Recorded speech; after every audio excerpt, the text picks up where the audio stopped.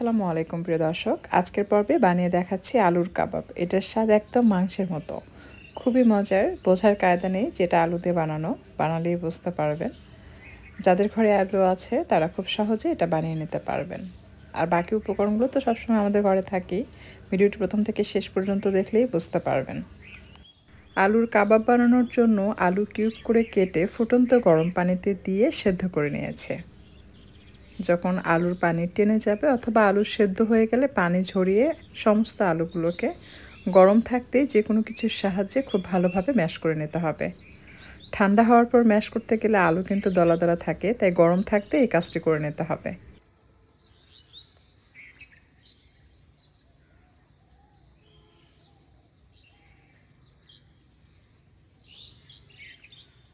অন্য একটি প্যানে আমি সামান্য সরিষার তেল দিয়ে গরম করে নিলাম, আর তাতে অ্যাড করে দিয়েছি কারি পাতা। ফুটে উঠলে দিয়ে দিলাম পেঁয়াজ কুচি, দিয়ে এটাকে কিছুক্ষণ ভেজে নিতে হবে। বেশ কিছুক্ষণ ভাজার পর যখন সেদ্ধ হওয়ার মতো লুক চলে আসবে সেই পর্যায়ে অ্যাড করে দিতে হবে কাঁচামরিচ কুচি, আর সেই সাথে দিয়ে দিচ্ছি সামান্য আদা রসুন বাটা। সব কিছু একসাথে মিশিয়ে নিয়ে ভেজে নিচ্ছে। ভাজা হয়ে গেলে চুলা বন্ধ করে দিতে হবে।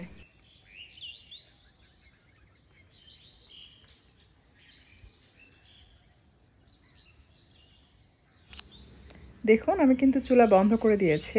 এই পর্যায়ে দিয়ে দিচ্ছি সামান্য হলুদের গুঁড়া কালারের জন্য, হাফ চা চামচ কালো গোলমরিচের গুঁড়া, 1 চামচ ভর্তি করে দিলাম মরিচের গুঁড়া ঝালের জন্য, 1 চা চামচ দিয়েছি গরম মশলার গুঁড়া, সেই সাথে দিয়ে দিচ্ছি ধনিয়ার গুঁড়া, এটা হাফ চা চামচ, আর দিয়ে দিচ্ছি সয়া সস 1 টেবিল চামচের মতো। সব কিছু জাস্ট মিক্স করে নিচ্ছি।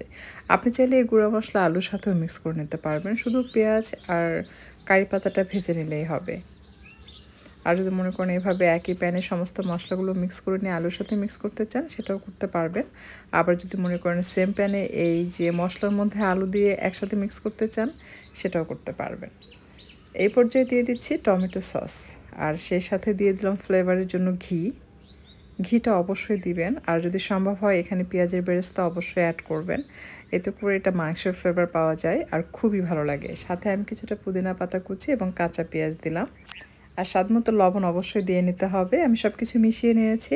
সবশেষে অ্যাড করে দিচ্ছি ব্রেড ক্রাম্বস, মানে ফ্রেশ পাউরুটি গুঁড়া করে এখানে অ্যাড করবেন। যদি আলু বেশি নরম মনে হয় তাহলে ব্রেড ক্রাম্বস দিয়ে মিক্স করে নিলে আলুর বাইন্ডিংটা ভালো হয়, আবার টেস্টটাও ভালো আসে। কিছুটা হলেও ব্রেড ক্রাম্বস দিবেন, দেখবেন একদম মাংসের কাবাবের মতো স্বাদ পাবেন, খুবই ভালো লাগবে আপনাদের কাছে। নর্মালি আলুর মধ্যে আমরা সব ধরনের মশলা মিক্স করে কাবাব বা চপ বানিয়ে ফেলি, ওগুলো কিন্তু খেতে ততটা মজার হয় না। এই ধরনের কাবাব যতটা মজার হয়, সো বানিয়ে খেয়ে দেখতে পারেন। এরপর হাতের মধ্যে পরিমাণ মতো আলু নিয়ে এভাবে চ্যাপটা করে চপের শেপ দিয়ে নিতে হবে। তারপর ডিমের মধ্যে চুবিয়ে ব্রেড ক্রাম্বস বা অরেঞ্জ ক্রামের মধ্যে গড়িয়ে এটাকে ডিপ ফ্রাই করবেন। আপনি চাইলে এটা নর্মাল ফ্রিজে সংরক্ষণ করে রেখেও খেতে পারবেন। জাস্ট এইভাবে ব্রেড ক্রামের মধ্যে গড়িয়ে নর্মাল ফ্রিজে আপনি 2 থেকে 3 দিন রাখতে পারবেন। চাইলে ডিপ ফ্রিজেও রাখা যায়, তবে ডিপ ফ্রিজে রাখলে আমার কাছে মনে হয় স্বাদটা পরিবর্তন হয়ে যাবে, এটা পার্সোনালি ভালো লাগে না, আমার কাছে ভালো লাগে না। তবে নর্মাল ফ্রিজে আমি রেখে দেখেছি, 2-1 দিন রেখে এটা ডিপ ফ্রাই করলে খেতে বেশ ভালো লাগে, স্বাদের ব্যাঘাত ঘটে না। তো সবগুলো আমি তৈরি করে নিয়েছি। এই পর্যায়ে আসলে নর্মাল ফ্রিজে আপনি সংরক্ষণ করে রেখে দিতে পারবেন, অথবা শুধু সব কিছু ম্যাশ করে রেখেও একটা বাটিতেও রেখে দিতে পারবেন।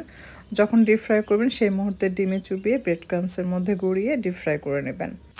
আর ভাজার ব্যাপারে কি বলবো, যেহেতু আমার এই প্যান পাতলা, আমি মাঝারি থেকে কম তাপে রেখেছি, খুব দ্রুত এটা গরম হয়ে যায়। আর মাঝখানে বেশি দ্রুত গরম হয়, তাই মাঝখানে কিন্তু আমি ফাঁকা রেখেছি। চারপাশে কাবাব দিয়ে নিচের অংশ যখন গোল্ডেন হয়েছে তখন ধীরে ধীরে উল্টিয়ে পাল্টিয়ে দিয়েছে। তেল ভালোভাবে গরম হওয়ার পর এই কাবাব ছাড়তে হয়, তাহলে দেয়া মাত্র শক্ত হয়। এরপর আপনি চুলার তাপ একটু কমিয়ে দিতে পারেন, ধীরে ধীরে এরকম লালচে করে ভাজবেন, তাহলে এটা ক্রিস্পি হবে।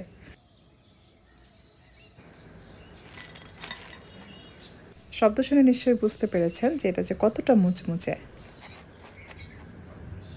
আশা করছি ভালো লেগেছে। যদি আজকের রেসিপি আপনাদের কাছে ভালো লাগে অবশ্যই লাইক, কমেন্ট এবং শেয়ার করবেন। আর এরকমই সহজ এবং মজার মজার ইউনিক সব রেসিপি পাওয়ার জন্য আমার চ্যানেলটি সাবস্ক্রাইব করে নিয়মিত চ্যানেলের সাথে থাকবেন আশা করছি। আজকে আর কথা বাড়াচ্ছি না, আপনাদের সকলের সুস্বাস্থ্য কামনা করে বিদায় নিচ্ছি। ভালো থাকবেন সবাই।